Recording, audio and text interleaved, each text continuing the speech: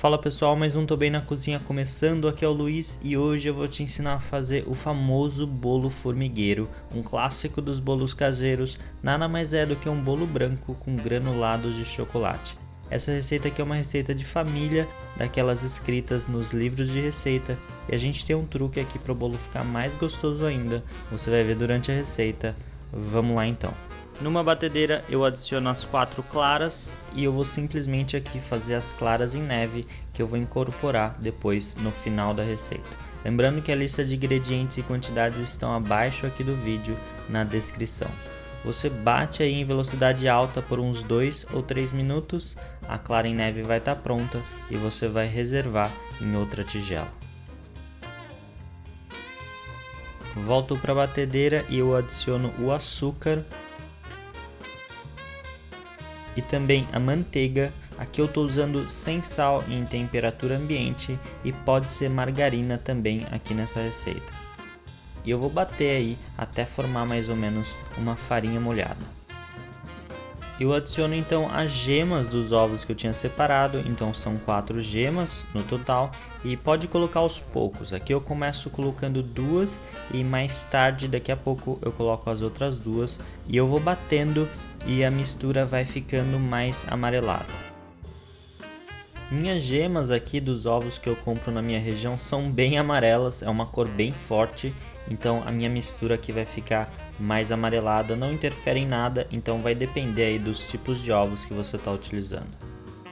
Agora eu vou adicionar o leite e eu vou adicionar em 2 partes e também o trigo em 2 partes. E eu vou intercalando o leite com o trigo, assim ele incorpora mais facilmente na massa sem criar aquelas bolinhas de trigo.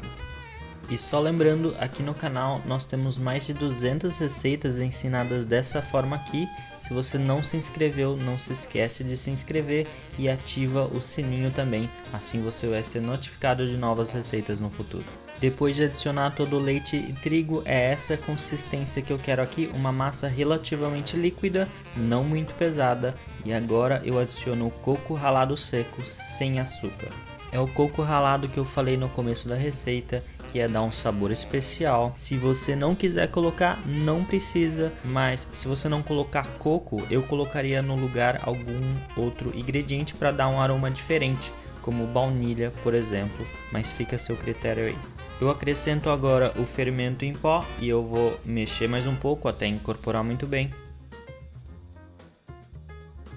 Agora eu volto aqui à clara em neve que eu tinha reservado e, como sempre, você já deve saber, quando colocar a clara em neve no bolo, você tem que colocar de maneira bem delicada para não tirar muito o ar da massa. Essa clara em neve aqui, junto com o fermento em pó, que vai dar maciez e o aerado da massa. Se você mexer muito, você corre o risco do bolo ficar meio maçudo.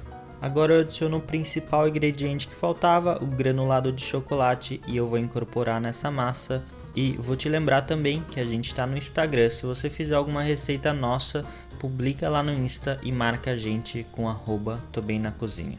Uma observação aqui, o granulado que a gente usou, que a gente comprou onde a gente mora aqui, não é um granulado de boa qualidade. Quando a gente colocou na massa, ele começou imediatamente a dissolver um pouco a cor e o nosso bolo perdeu um pouco aquela característica dos pontinhos na massa. Você vai perceber quando a gente desenformar.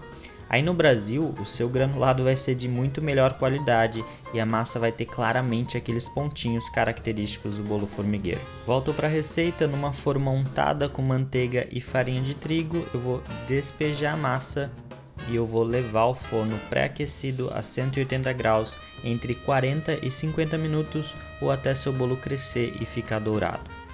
Meu bolo está pronto, eu geralmente espero esfriar um pouco antes de desenformar. E antes de servir, o que você pode fazer, assim como qualquer outro bolo de forma redonda assim, é cortar a base com uma faca serrilhada, deixando a base plana, assim sua apresentação fica um pouco mais bonita. Eu resolvi não cortar aqui, mas fica a seu critério. Tá na hora de servir. Se você seguir a forma como a gente te ensinou aqui, esse bolo vai ficar muito macio, perfeito para aproveitar aí no café da tarde em casa, e o coco dá um toque especial no sabor.